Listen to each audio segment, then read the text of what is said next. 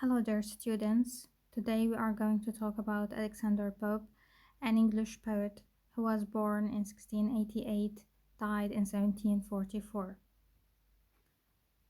Who is Alexander Pope? Pope was established as the foremost poet of his generation. He was one of the greatest poets in the new classical school of poetry.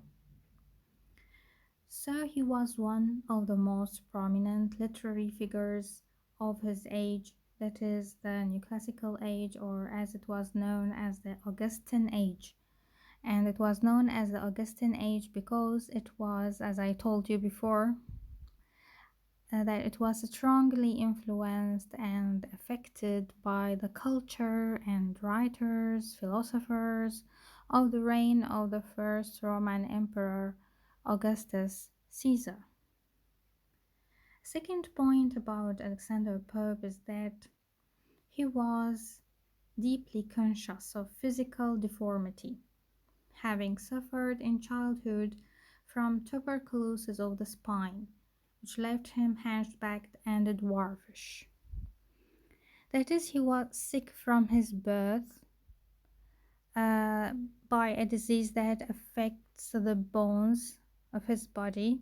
So he was a boy with a hunchback and he was a dwarf. His appearance created very acute sensitivity towards criticism because he was always mocked at.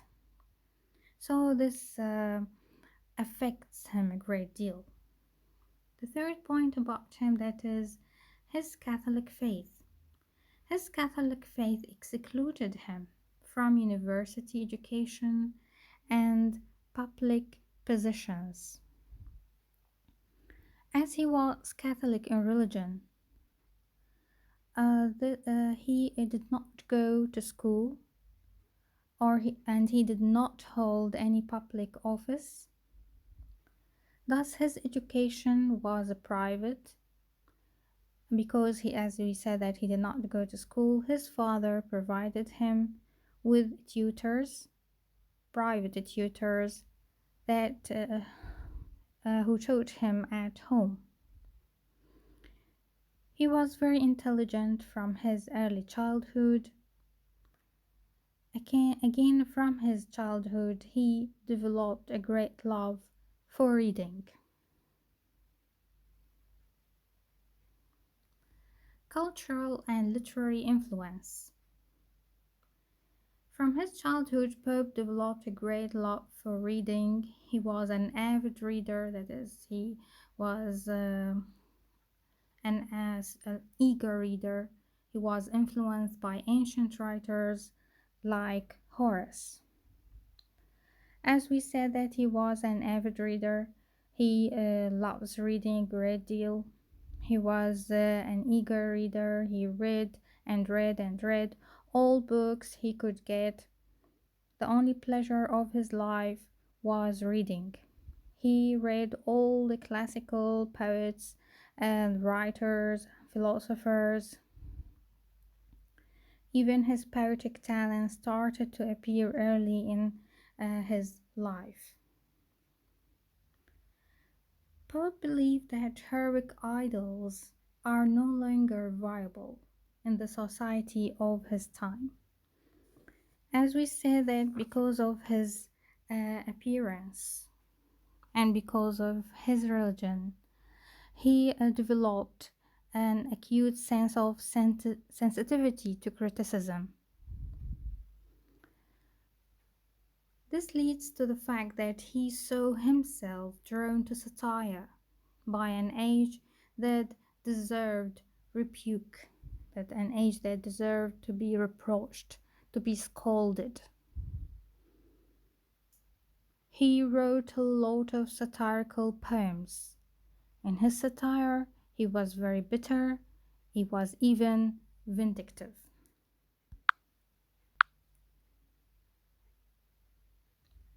His contributions.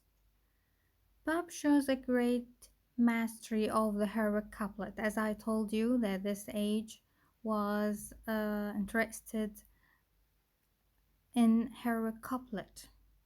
All the poems, almost all the poems of that age was written or were written in heroic couplet. Heroic couplet is two rhyming lines written in iambic pentameter. He wrote poetry in mock epic form. As I told you that the epic is a long narrative poem written in elevated style about heroes and superheroes. Those heroes who have superhuman features. But here we have mock epic. That is epic, although it is written in elevated style, but it is written about trivial subjects and about ordinary human beings. Also, he wrote epistolary poems. We are going to talk later about epistolary poems. Some of his works are The Rape of the Lock, which is written in the mock epic technique,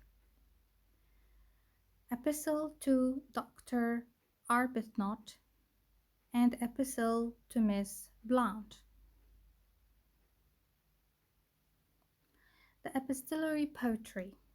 An epistle means a letter. Epistolary poem means poem as letter. Epistolary poetry is basically a letter in the form of a poem. This type of poetry was popularized with Horace and his epistles in the time of the Roman Empire, and it was later used by Alexander Pope. So as we said that Pope was influenced and affected by classical writers, poets and philosophers, he was influenced by Horace and his epistles. The 18th century epistolary poetry was an attempt to solve the dilemma of solipsism. Solipsism means a kind of extreme subjectivity, and as we said that one of the characteristics of this age is objectivity. So they wanted to attack subjectivity in the form of epistolary letter. Because in the epistolary letter we have two parts of the equation. We have two types of audience. The external audience, that is the readers of the poem, and the internal audience, that is to whom the letter is addressed. So here we have two types of audience, and this fact adds to the objectivity of the poem.